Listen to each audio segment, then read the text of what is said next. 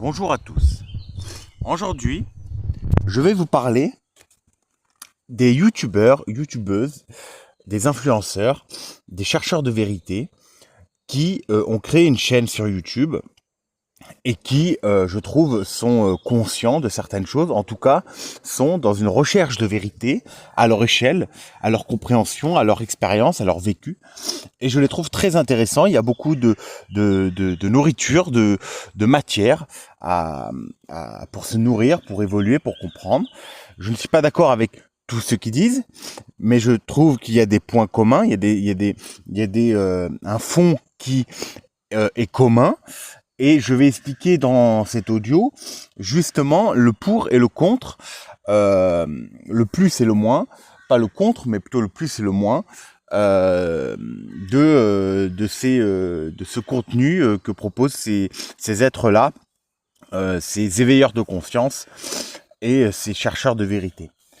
Alors, je vais commencer par parler de Ahmedzine. Donc, c'est une chaîne YouTube qui où il y a des entretiens avec des êtres qui sont justement dans la recherche de vérité, qui sont plus ou moins éveillés, mais qui se posent des questions. Et donc du coup, il y a plusieurs sujets, que ça soit politique, spirituel, sociétal, actuel, sur les religions, sur les concepts, sur la spiritualité, sur la psychologie, voilà, il y a vraiment, c'est vraiment global. Il y a beaucoup de choses intéressantes, beaucoup d'intervenants qui sont très intéressants. Je l'ai découvert il y a pas longtemps, mais je trouve ça très intéressant. Voilà, j'en ai écouté quelques-uns, les plus importants pour moi, que j'ai aimé. Mais il y a encore du contenu, je vais peut-être encore creuser un peu plus, parce que je trouve ça très intéressant. Voilà. Pour le plus, voilà. En plus, le présentateur est très... c'est-à-dire que il creuse en profondeur, il pose des questions qui ont du sens. C'est un chercheur de vérité aussi, ça se voit. Et c'est fait dans le respect, dans l'écoute, dans l'amour. Donc, je conseille fortement. Ensuite, il y a Tristia. Tristia, c'est une chaîne de YouTube de deux hommes, deux êtres humains, qui ont créé cette chaîne dans le but d'une quête, d'une recherche de sens, d'une compréhension du monde, d'un côté scientifique et spirituel. Et donc il y a pareil, c'est des intervenants, des chamans, des passeurs d'âme, des gens sensibles, des hypnotiseurs, mais il y a même des scientifiques, il y a des psychologues, donc vraiment d'un côté plus la science de l'esprit, la science de l'âme, le côté subtil, énergétique. Et donc c'est pareil, c'est des intervenants qui exposent leur vision, leur expérience, leur façon de comprendre le monde, et qui en parlent comme ça. Donc c'est une nourriture très importante. C'est pareil, c'est toujours c'est pas à prendre en science infuse, comme tout contenu sur YouTube, mais c'est à associer, à digérer, à associer, voir si ça fait écho en nous, et voilà. Mais il y a beaucoup de matière intéressante. Tristia, ça fait un peu plus longtemps que je les connais. Et ils m'ont pas mal nourri. Voilà, les intervenants, tout ça, j'ai été nourri par ces petits mini interviews, on va dire. Ensuite, donc le plus c'est ça, le moins, bah j'ai pas à dire de moins. Personnellement, il n'y a pas de moins. Pour moi, c'est que du plus. Ensuite, il y a Julie Couvreur.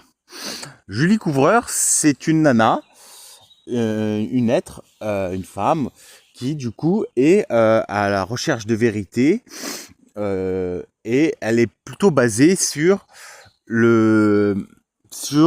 les civilisations anciennes, l'Égypte, le Pérou et d'autres.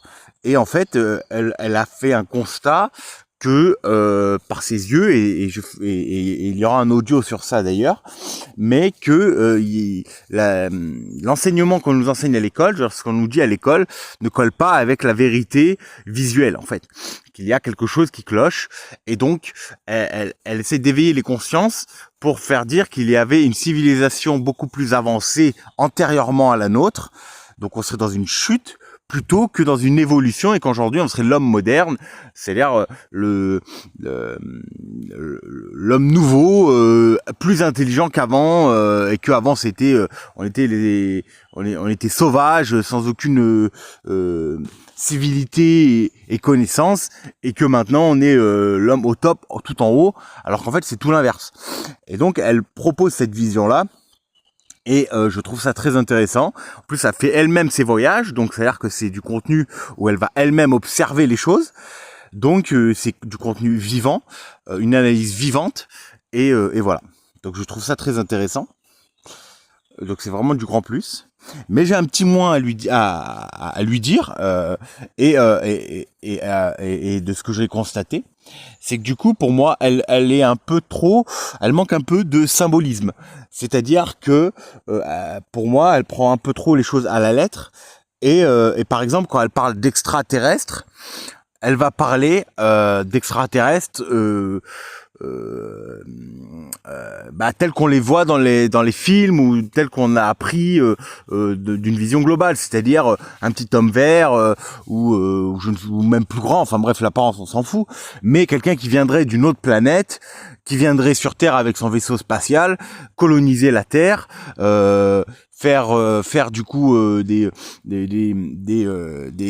qui seraient en fait donc ça serait des extraterrestres, donc des êtres vraiment vivants qui auraient colonisé la Terre d'un point de vue physique, d'accord, et qui auraient fait une sorte d'esclavage, de reproduction de la Terre, etc. Et donc elle met toute la genèse de l'humanité, tout ça par rapport à cette vision-là, que ça serait une espèce extraterrestre vraiment incarnée, physique, qui serait venue sur Terre.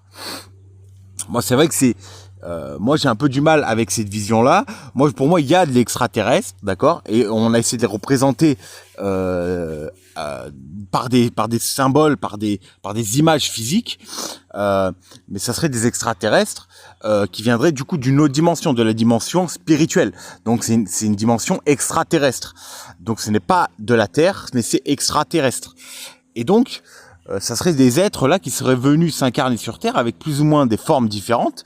On peut imaginer qu'effectivement il y avait auparavant des géants ou des êtres différents de nous qu'il n'y a plus aujourd'hui. Ça c'est tout à fait possible. Voilà, ça contredit pas en tout cas cela. Mais qu'il n'y a pas, qu'il y ait aussi peut-être des vaisseaux extraterrestres. Ça se peut que il y ait des vaisseaux extraterrestres, mais qui étaient du coup d'une ancienne civilisation, d'une connaissance qu'on avait à l'époque de l'être humain, qui était en fait sur la Terre, et que c'était des moyens de locomotion à travers la Terre. Mais de là à dire que c'était un vaisseau spatial qui traversait la galaxie, qui allait dans une autre galaxie, ça j'ai du mal à y croire.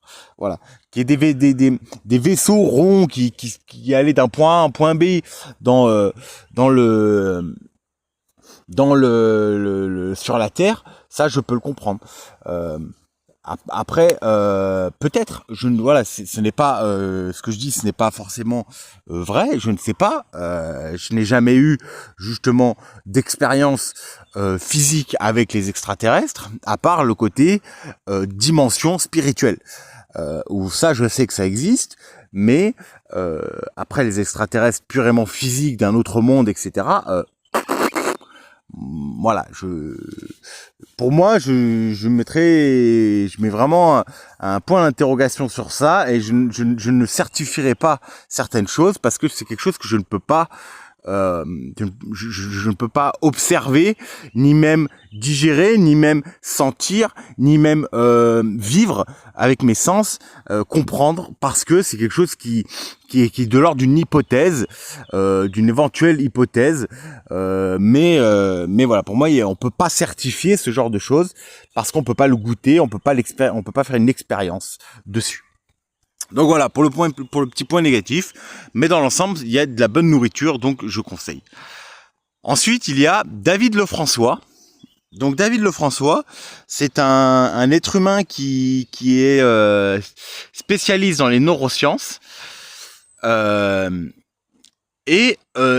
personne est dans l'amour. Il est dans justement, il partage ses connaissances, sa vision du monde d'un point de vue scientifique, donc et il expose au plus grand nombre pour que chacun puisse grandir, évoluer et devenir souverain en quelque sorte, comprendre les mécanismes de l'esprit, surtout par la neuroscience. Par exemple, il y a une vidéo qui montre bien la différence en fait dans le cerveau des parties cognitives qui sont alimentées quand on est dans la foi, par exemple, et quand quelqu'un n'est pas dans la foi. Et en fait, il démontre que quand on est dans la foi, le cerveau est beaucoup plus actif, beaucoup plus vivant que quelqu'un qui n'est pas dans la foi. Donc, ça montre, d'un point de vue scientifique, physique, l'importance de la foi dans l'être humain et dans la vision du monde, dans son bien-être intérieur, voilà. Donc je conseille vraiment, et il y a beaucoup de choses. Il y a le rythme la cohérence cardiaque qui est bien aussi, et il y a plein d'autres choses. Moi personnellement, il m'a beaucoup appris dans mon évolution. Bon, je regarde beaucoup moins maintenant, mais au début, il y a 5-6 ans, 8 ans, je m'en suis beaucoup inspiré. Et d'ailleurs, je crois que c'était une phrase qui venait de lui, et j'en ai fait tout un dessin et tout, tellement ça m'avait marqué à cette époque. C'était: nous sommes les créateurs de notre propre réalité. Et du coup, ça m'avait interpellé. Et du coup, j'en avais fait un dessin et tout que j'avais affiché dans mon camion pour me dire que c'était moi qui étais le maître de ma vie, de ma destinée, et que je pouvais faire ce que je voulais tant que c'était fait dans l'amour et dans le sens que je voulais. Donc franchement, voilà, je conseille fortement. Il y a beaucoup de choses intéressantes. Voilà, c'est un être très intéressant. Ensuite, il y a Pierre Hillard. Donc Pierre Hillard, c'est plutôt un historien géopolitique qui a décortiqué la politique française et la politique en fait du sionisme, de la franc-maçonnerie, et il explique en fait sa vision du monde. C'est ce qu'il a appris au fur et à mesure de ses années, de ses ouvrages qu'il a lus, etc. L'importance en fait de l'élite sioniste juive, donc du coup du dieu masculin, qui ont influencé le peuple européen chrétien, dieu féminin, à travers les siècles, à travers surtout les deux derniers millénaires. Et il explique surtout que là, en ce moment, ça s'accélère, ça va de plus en plus vite. Et donc, d'un point de vue politique et historien, il est il a une très belle vision, il est expert dans son domaine, on peut le dire. Et du coup, voilà, si on est intéressé par la politique, par comprendre un peu l'histoire politique des 2 derniers millénaires, de l'influence du côté masculin, d'une élite cachée, etc., franc-maçonne, etc., je le conseille fortement. Point négatif, il a la foi, ça, il n'y a pas de problème, et il le dit clairement que c'est la foi qui le fait tenir et qui le fait s'exposer au grand public comme ça, parce qu'il a du courage. Après, par contre, je trouve un peu trop cartésien, un peu trop mental, du coup, à travers des textes, à travers des choses qui sont auxquelles il s'est inspiré, auxquelles il a analysé et il a expliqué, mais je trouve peut-être un peu manque d'expérience personnelle, manque d'analyse personnelle, d'apprentissage personnel et donc de vision personnelle. C'est le point négatif que je dirais, mais on peut pas être parfait dans tout, d'accord ? Chacun a sa spécialité et c'est un tout qui fait l'ensemble cohérent. Donc voilà, mais c'est du plus. Ensuite, il y a la chaîne Pagan TV, qui du coup, c'est un Normand, viking et chrétien, donc qui était au début que viking, qui défendait les dieux vikings, la culture viking, celte, etc. Et qui, au début, était un peu en contradiction avec le christianisme, mais c'est un être humain qui a su évoluer et à interpréter les signes, se remettre en question, etc. Et donc à accepter le christianisme dans sa vie et à voir de voir qu'il y avait un tronc commun entre le christianisme et le viking, le celte, parce qu'on vient du même endroit, donc au final il y a le même fond, même si l'apparence a été changée. Que les lieux de culte, les cathédrales, les églises ont été construits sur des anciens lieux de culte païens. Donc en fait voilà, on est dans les mêmes points énergétiques, les mêmes méridiens, les mêmes ponts. Donc du coup on est toujours dans la même religion, dans la même foi, plutôt la même foi par religion, mais c'est l'interprétation de Dieu qui est différente, le message est différent. Voilà, de la multiplicité on passe à l'unité, et c'était nécessaire justement de cette évolution de la France, d'être païen, donc de voir la globalité des forces divines, de revenir à l'essentiel, donc de la force féminine, du dieu féminin. Parce que les Celtes et les Vikings étaient dans le dieu féminin, mais ils voyaient ce dieu féminin à travers plein de prismes, plein de rayons, de dieux différents, de vertus différentes, de dieux de la guerre, de dieux de ci, de dieux de ça. Donc une certaine division de ce dieu d'amour. Mais ils étaient vers le dieu d'amour, d'accord ? Ils n'étaient pas vers le dieu masculin de la domination. Ils étaient en harmonie avec la nature, en harmonie les uns et les autres. Donc on est déjà, avant même l'ère chrétienne, on était déjà dans le côté féminin. Ce n'est juste que l'apparence, la religion qui a changé, et le message, parce que Jésus voilà, c'était alors que le nouveau message que de Jésus est arrivé, c'est de porter sa croix. C'est-à-dire que avant il y avait une majorité des gens qui étaient dans l'amour, dans le Dieu féminin, et puis en fait là on arrivait dans la nuit, donc de plus en plus de persécutions envers le Dieu féminin. Donc le message de Jésus de porter sa croix prend tout son sens pour ceux qui sont avec le Dieu féminin. Et c'est pour ça que ça a autant marché. C'est pour ça que les gens se sont autant convertis de la foi celtique, de la religion celtique et viking, et qui se sont convertis au christianisme. C'est parce que ça faisait sens dans leur vie quotidienne. C'est qu'ils comprenaient le message de Jésus, d'accord, et il était en adéquation avec leurs valeurs, qu'ils prenaient la même vertu, l'amour, mais un message différent. C'est-à-dire que c'était la fin de la grandiose, de l'ère où l'amour était partout, où c'était vraiment quelque chose de commun, mais que c'était un peu la chute de l'amour, la nuit, et qu'il fallait porter sa croix. Voilà.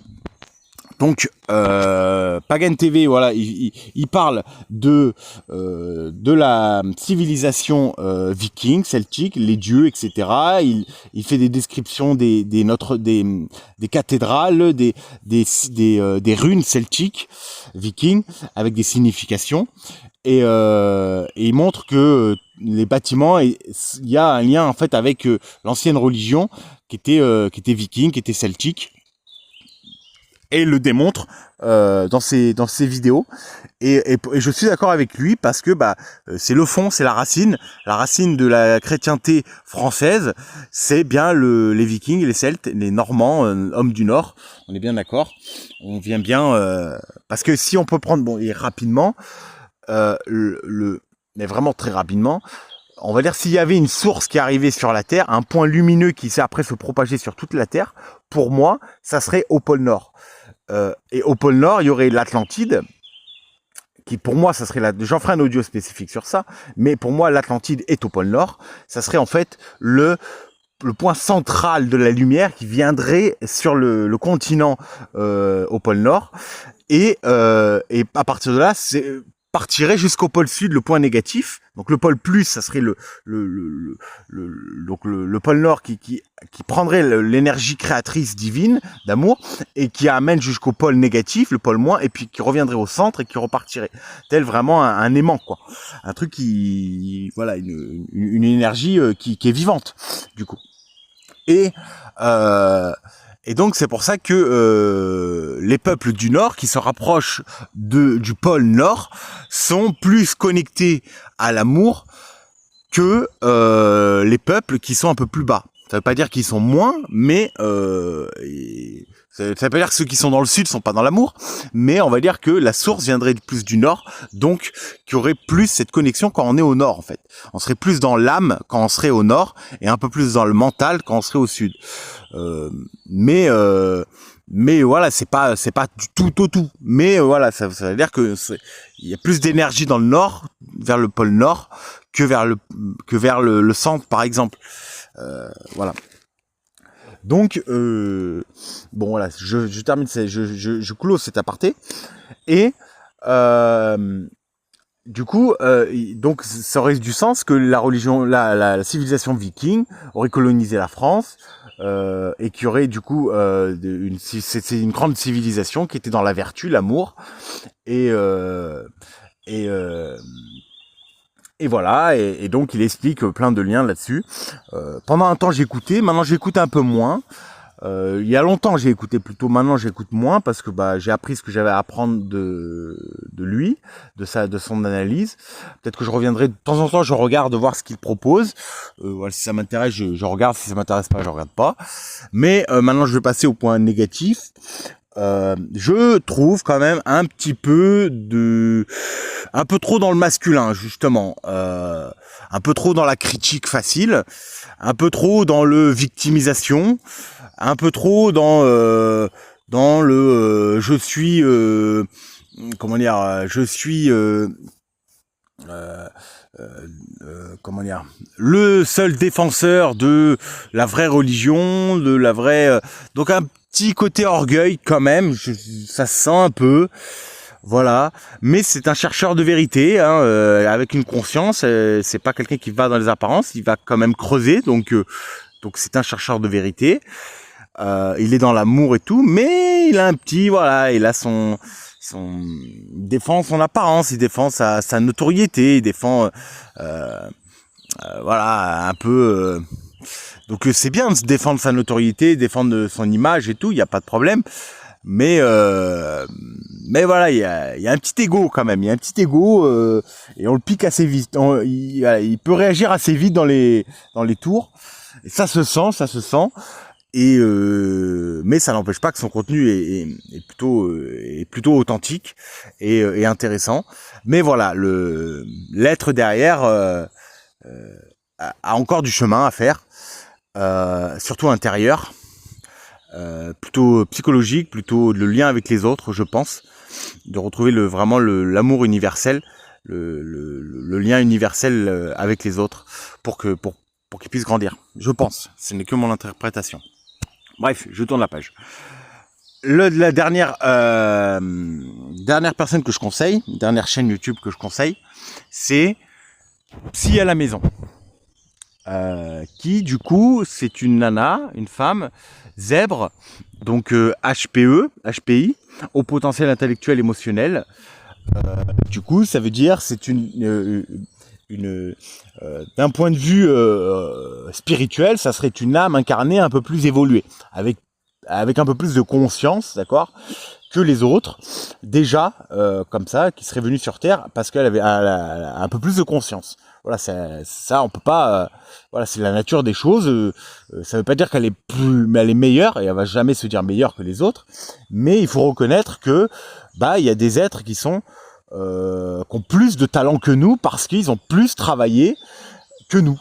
Voilà, moi personnellement j'ai fait un peu de guitare, d'accord, mais je pourrais, voilà, je reconnais que Rodrigo et Gabriela par exemple, pour moi, voilà, c'est surtout ce qu'ils faisaient à l'époque. Voilà, moi je kiffe vraiment et je respecte vraiment, et voilà, ils sont au-dessus de moi, il y a aucun souci sur ça. Franchement, je mets même la vénération, voilà, devant eux, je leur dis waouh, bravo, quoi, genre, je respecte totalement leur œuvre, voilà, leur apprentissage, ce qu'ils apportent, etc. J'admets qu'ils sont plus forts que moi, tout simplement. Mais l'ont mérité en fait. C'est pas tombé du ciel. Derrière, je sais qu'il y a des heures et des heures et des heures et des heures de travail, d'apprentissage, d'échecs, de doutes, etc. et de réussite pour en arriver là. Donc voilà, Tout travail est récompensé si on tient jusqu'au bout, quoi. Et du coup, voilà. Oui, que je parlais des êtres plus comment dire, plus conscients que d'autres. Mais pour revenir à Psy à la maison, en gros, donc moi j'aime beaucoup. Elle parle beaucoup et elle a mais vraiment beaucoup de vidéos. Donc ça, voilà, il y a vraiment, c'est obligé que ça vous touche personnellement, qu'il y a des discussions qui vous touchent personnellement, parce que tout le monde vit avec des pervers narcissiques, parce qu'elle parle du pervers narcissique. D'accord, de sa relation au pervers narcissique, de comment il y a un pervers narcissique, que ça soit père, frère, enfant, patati patata, enfin tous les aspects du pervers narcissique. Voilà, elle développe tout, et elle développe aussi le surdoué, donc le ZEB, l'HPE, tout ça, qui du coup, elle développe pourquoi ils sont attirés, les deux extrêmes sont attirés les uns vers les autres, pourquoi il y a pour comment le ZEB fonctionne avec les autres, comment le ZEB fonctionne avec le pervers narcissique. Enfin, il y a tout un schmilblick psychologique du coup autour un peu des deux extrémités, le guerrier de l'amour et le guerrier de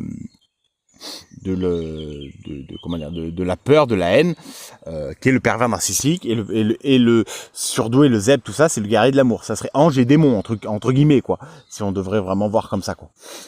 Et donc elle explique sur tous les aspects comme ça, et c'est très intéressant. Moi personnellement, il y a une dizaine d'années, j'ai beaucoup appris quand j'ai pris conscience des pervers narcissiques dans ma vie, dans ma famille, autour de moi.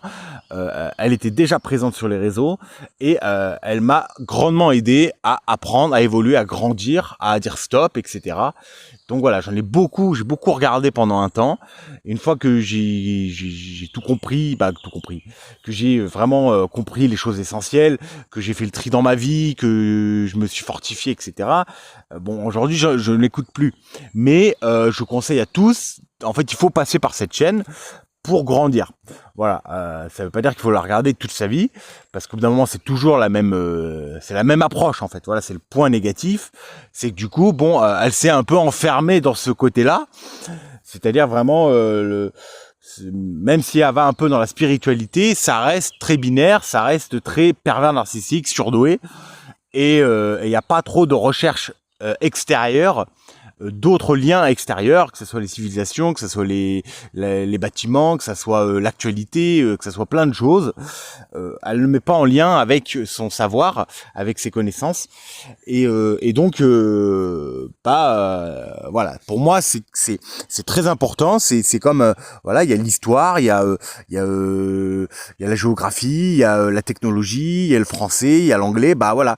Pour moi, si vous voulez apprendre la psychologie, surtout les pervers narcissiques, etc., et que vous êtes zèbre. Donc zèbre, en gros, c'est quelqu'un qui est un peu plus conscient que les autres, d'accord? C'est quelqu'un qui est un peu plus éveillé que les autres, un peu plus dans le féminin, un peu plus chrétien, celte, égyptien, batati patata, qui a une âme un peu plus grande que les autres, et qui du coup, voilà, et tombe dans le piège d'aimer tout le monde, donc d'aimer le pervers narcissique, et se fait manipuler par le pervers narcissique, et après voilà, bon, ça il en a peur, soit il s'en immensible, soit il se replie sur lui-même, enfin bref, chacun, voilà. Mais pour moi c'est important. Moi je vais pas parler de 1000 vidéos sur le pervers narcissique, voilà. C'est pas mon job. Moi c'est plus quelque chose de général, d'accord, une vision globale sur les choses.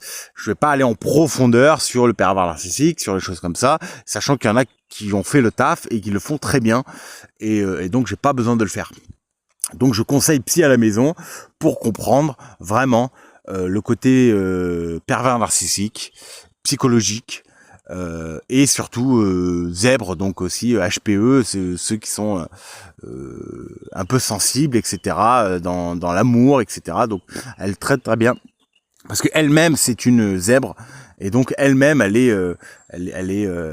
sensible, etc. Donc elle le vit à l'intérieur, donc ce qu'elle ce qu'elle dit, c'est quelque chose de vécu, c'est tenu d'une expérience, d'un ressenti, d'une compréhension du monde, de sa relation aux autres, etc. Et donc c'est beaucoup plus, enrichissant que quelqu'un qui ne l'a juste vu qu'extérieurement ou que les symptômes, sans rentrer en profondeur, sans comprendre le mécanisme qu'il y a derrière. Elle a compris un peu comment ça fonctionne, donc elle l'explique. Et c'est très intéressant. Donc voilà, moi je conseille à toutes les âmes qui sont en recherche à évoluer, Psy à la maison, c'est intéressant et c'est une étape essentielle. Voilà. Je pense avoir fait à peu près le tour. Il y a un dernier truc que j'aimerais parler, qui pour moi c'est vrai que c'est marrant parce que pour moi c'est quelque chose que j'ai vu en tout premier de ma vie. Ça a été le déclencheur de tout en fait pour moi. Ça a été le déclencheur qui m'a fait sortir de mon esclavage, de mon conditionnement de la société. D'accord, c'est le déclencheur qui m'a dit oula, il y a quelque chose qui cloche, il y a quelque chose qui n'est pas naturel, il y a quelque chose qui n'est pas en concordance avec ce qu'on nous dit à l'école, ce qu'on nous apprend. Donc il y a un non-sens. Donc s'il y a un non-sens, il faut aller chercher, la vérité. Voilà, c'est parti de là, moi en tout cas. Et donc vraiment, c'est une chose qui m'a vraiment très intéressé. C'est le documentaire La révélation des pyramides, qui explique l'architecture des pyramides, de dire que qu'on nous ment en fait sur c'est pas des esclaves qui ont porté les cailloux et qui ont fait les pyramides pour faire des tombeaux des hommes, c'est faux. Il y a un truc beaucoup plus spirituel, beaucoup plus puissant et noble que ça. Et surtout, c'est comme une boussole astronomique qui permet de révéler les cycles cosmiques. Et du coup, il parle clairement qu'il y avait un grand cycle il y a à peu près 10 000 ans, 8 000 ans, je ne sais plus exactement. Et que en fait, parce qu'il y a des équinoxes, etc. Et que en fonction des constellations que ça montre, enfin bref, il faut regarder le truc. Et en fait, il disait qu'il y avait un grand cataclysme à l'époque, peut-être à l'époque du lion, justement, que du coup le sphinx serait le signe du lion, mais qui aurait été remodelé après pour faire un visage d'homme, mais qu'à la base c'était un lion, donc l'ère du lion. Et que en fait, il y avait eu un cataclysme à ce moment-là, et ça m'étonnerait pas, parce que le lion c'est quand même l'ego, donc ça voudrait dire que l'homme aurait chuté du féminin pour aller à l'extrême masculin, et donc Dieu aurait, donc comme une mort renaissance, ainsi qu'un truc naturel, aurait tout rasé pour tout reconstruire à zéro. Et en gros, ce qu'ils disent, c'est que ils pointent du doigt la fin du poisson, en disant qu'il y aurait la même chose à la fin du poisson, c'est-à-dire un grand cataclysme parce que l'humanité serait totalement pervertie et qui du coup ferait comme un grand nettoyage pour repartir à zéro sur une nouvelle humanité. Voilà, et c'est la révolution du pyramide. Du coup, voilà, il y a des choses il y a quelque chose qui nous concerne en fait. Voilà, ces bâtiments égyptiens anciens révèlent que nous vivons actuellement dans une période. Donc ça peut être fou à comprendre en disant mais pourquoi moi je vis sur la Terre, et comme par hasard c'est le moment où c'est la révélation, c'est le moment où c'est la fin du monde. Pourquoi c'était pas mes grands-parents, ou il y a 1000 ans, ou dans 200 ans, genre en mode non, ça a jamais eu lieu, pourquoi ça serait dans ma vie que ça se passerait, quoi. Je veux dire, faut arrêter, quoi, faut pas prendre les gens pour des cons, quoi. Tout ça c'est de la fabulation, ça n'existe pas. Sauf que bon, ça se comprend, c'est juste que tous les 2000 ans, c'est des cycles finis, donc là on est bien quand même à l'ère de 2000, donc il faut comprendre que chaque ère astrologique c'est 2000 ans, donc chaque fin de cycle, c'est une page qui se tourne, donc il y a une mort pour une renaissance, déjà, ça c'est la première compréhension, et puis après il y a des grands cycles cosmiques, et ça il faut savoir que les civilisations anciennes nous ont averti que ce moment-là, ça allait être important pour nous, et que les Égyptiens ont montré que notre ère on allait vivre un grand cataclysme, et en plus les Mayas qui étaient très astrologues dans l'astronomie, eux aussi ils ont dit 2012, bon voilà, c'est pas un truc hollywoodien, tout va s'écraser, la Terre va se couper en deux et tout le monde va mourir, voilà, enfin bref. Non, c'est la fin d'un livre en fait pour en ouvrir un autre. Mais du coup, il y a cet état faut passer d'un état à un autre, du plomb en or, donc c'est un processus alchimique. Mais pour passer du plomb en or, le plomb c'est le dieu, on va dire le dieu juif, c'est Saturne. Saturne, il est catégorisé, c'est la planète la plus lourde du système solaire. Et en fait, Saturne, elle est considérée en alchimie comme le plomb. Le plomb, c'est le plus lourd, c'est la densité, c'est l'énergie cristallisée la plus lourde, quelque chose de très matériel, très dans la matière. Et alors que l'or, c'est la lumière, c'est vraiment la légèreté.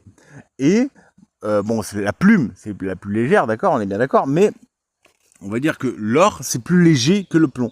Et donc, la symbolique de je transforme le plomb en or, c'est de transformer un état de l'âme, de l'être humain, de la conscience qui est dans la matière, qui est très lourd, très dur, qui est du coup lié au dieu de Saturne, donc le dieu des Juifs de l'extrême masculin, pour aller vers un état beaucoup plus léger, beaucoup plus or, beaucoup plus rayonnant, de l'âge d'or, donc du dieu féminin, pour repartir à zéro, pour repartir sur une nouvelle humanité, etc., etc. Donc voilà, pour résumer sur ça. Et donc la révolution des pyramides, vraiment, c'est très très très intéressant, et je conseille à tout le monde. Voilà, si vous l'avez pas déjà vu, quoi. Et voilà, je pense avoir fait à peu près le tour. J'ai dit les chaînes essentielles qui me paraissent les plus intelligentes. Après, je parlerai aussi, j'aime beaucoup, il y a aussi certains rappeurs que j'aime bien, qui sont dans les messages divins, dans les vertus, dans les choses comme ça, que j'aime beaucoup. Il y a Kenny Arcana, je pense que vous connaissez, pas mal doivent connaître Kenny Arcana. Mais qu'est-ce qu'il y a d'autre aussi? Kenny Arcana, pour moi, c'est un peu, et je pense que je vais arrêter là aussi, mais Kenny Arcana, pour moi, c'est un peu elle m'a aidé, elle m'a vraiment aidé. C'était une lumière dans les ténèbres, dans ma vie, quand j'étais dans les ténèbres, quand j'étais dans la compréhension, quand j'étais nomade, quand j'étais seul, etc. Kenny Arcana, les anciens de l'album, ses premiers albums, elle était connectée au dieu féminin, ça se voyait direct. Là maintenant, elle s'est un peu plus orientée vers le dieu masculin. Donc elle a perdu un peu de son lien avec le dieu divin, de sa féminité, tout ça. Mais bon, elle s'est fait manipuler petit à petit. Voilà, c'est comme tout le monde. Voilà, et surtout si on n'en a pas conscience, c'est difficile. En plus, en étant une femme, c'est encore plus difficile de garder son côté féminin. Mais elle a fait son œuvre, elle a apporté ça pour le peuple français et pour le monde, et donc elle a fait son taf, quoi. Et c'est vraiment de toute beauté. C'est pour moi, ça a été vraiment de la nourriture spirituelle, ça a été du soutien spirituel, ça a été vraiment quand j'étais pas bien, je me mettais du Kenny Arcana, ça me remontait le moral. Voilà, elle me faisait, quand je pleurais ou des choses comme ça, je réécoutais du Kenny Arcana, mais les chansons plus gentilles, plus douces, plus dans l'amour et tout. Non, franchement, en plus, elle m'a dit, en gros, ça m'a montré que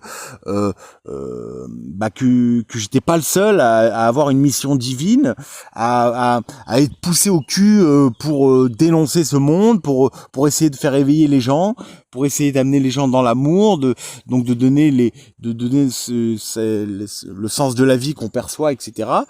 Et parce que c'est elle aussi, elle m'a poussé dans le mouvement, parce qu'elle pousse au mouvement, voilà, elle dit qu'elle est libre en n'ayant rien. Donc il y a plein de messages, de très beaux messages dans ces textes, de simplicité, d'amour, de vertu, et du coup je conseille beaucoup. Moi, ça m'a beaucoup aidé personnellement, quoi. Voilà. Et j'ai aimé aussi un peu Douce Kawa. Douce Kawa aussi, il a fait des bons textes qui étaient un peu sympathiques. Et puis, mais voilà, c'est surtout Kenny Arcana pour moi le best du best. Donc voilà, qu'est-ce que je pourrais dire d'autre? Je crois que c'est tout. J'ai fait à peu près le tour. Je ferai un audio peut-être sur les films que j'ai vraiment bien aimé, mais voilà, je vais pas tout faire là maintenant. Là, c'est surtout les chaînes YouTube, et je pense que j'ai assez dérivé en plus. Je voulais que parler des chaînes YouTube et j'en suis arrivé à faire un truc plus large. Mais bravo si vous en êtes resté là. Mais je vais m'arrêter là pour voilà, pour cet audio là.